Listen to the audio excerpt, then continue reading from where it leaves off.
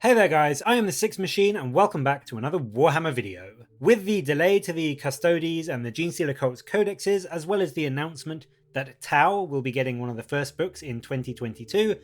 it seems GW is giving us a little bit of a tease with some of the upcoming changes that we can expect from these three books, and in particular, some of the changes that the troops choices will be getting. So let's take a quick look at what exciting new rules and abilities we can expect from three of the troop choices in what will probably be the first three codexes of 2022. First up, we have the Golden Boys themselves, the Custodian Guard, and there seems to be some pretty significant changes coming for the bananas. Notably, their weaponry is getting a much needed buff. And as you can see, they are moving from a strength +1 -3 AP D3 damage profile on the spears to a much stronger and much more reliable strength +2 -3 AP and flat 2 damage profile. And this really does give them a much better, much more reliable damage output against things like toughness 7 and toughness 6, you know, the sort of monsters and vehicles level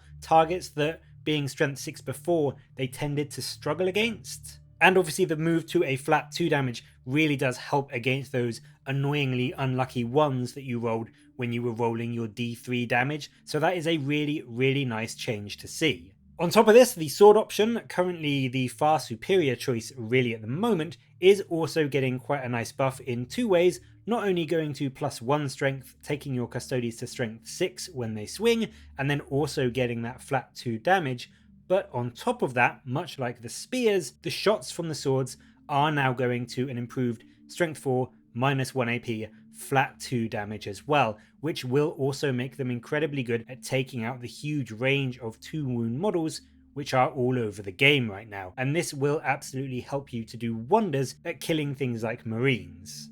I think overall these changes still put the sword and board option over the spear. The improved shooting to the sentinel blade is really nice to have, especially because it's a pistol so you can use it in ongoing combats. And I do think that overall the damage output from the swords and their shooting in the fight phase will be slightly higher in most cases compared to the improved strength of the spear. The article does also mention and confirms that it isn't just the Blade Champion moving up to the new revered Leadership 11, it is going to be a thing for all Custodes in the new Codex, and whilst this won't make a huge difference most of the time really, it will be nice against any leadership shenanigans that armies like Chaos or Tyranids or Drukhari can play around with, so it is another nice little buff on their main profile as well. Up next, they show off the new and very much improved Acolyte hybrids for the Genestealer Cults, and these guys have had a very welcome boost to their profile, now sporting a much more resilient toughness 4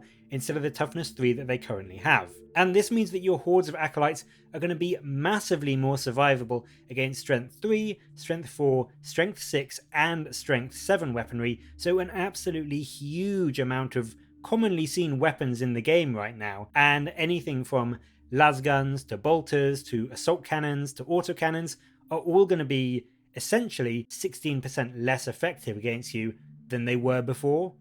And this really is going to help your acolytes stick around on objectives longer, or get up the board with more troops alive to really charge in and kill your opponent, and just in general be more of a nuisance for longer to your enemy. The other big change for the Acolytes is their cult icon, which appears to have had quite a significant change to it, going from the current version, which allows you to reroll hit rolls of 1 in the fight phase, to a much more defensive focused ability that allows you to summon the cult, as they call it, and what this essentially means is that you can restore lost models from the unit, and in the case of the Acolytes, it will be D3 models every command phase. So this is a vastly different rule, and arguably could be seen to be worse if you are going for pure damage output, but in terms of keeping and holding those objectives, this is going to make it really difficult for your opponent. Now they're going to have to go through what could be 20 toughness 4 wounds, restoring D3 models every command phase before they can fully shift you off that objective. So, I mean, yeah, this rule is a really big change, so it's kind of hard to say whether it's better or worse. I think overall, I do actually prefer the old one because the damage output is really nice, but in terms of how useful it's going to make Acolytes on the tabletop,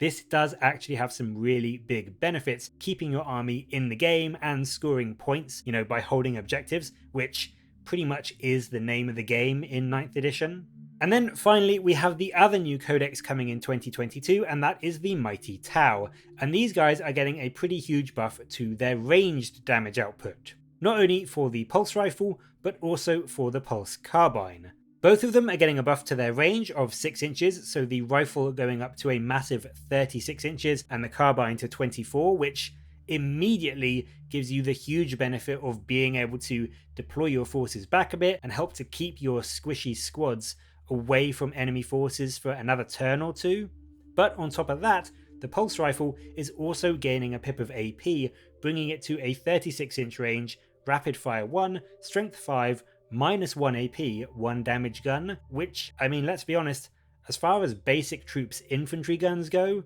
is arguably one of the best in the entire game right now. And as I said, it really does mean that you can put your strike squads right back on your home objectives, on your back line, and just get a good 2 turns of shooting into pretty much any army before they will be close enough to get a charge in on your guys. And I do think that it's going to lead to hopefully not just a sit back and castle up version of the T'au, which has been a problem in the past admittedly, but hopefully it means that you can have some units that just sit back and pepper your opponent with shots before the rest of your troops and your crisis suits and everything like that can move up to clear the remnants of your opponent's army and then claim those objectives to win you the game. So there we go, 3 new armies coming in 2022 and 3 pretty hefty changes coming for them. But which do you think has come out looking the best so far? Is it the melee prowess of the Custodes, the durability increase of the Genestealer Acolytes, or the pure ranged offensive firepower of the T'au?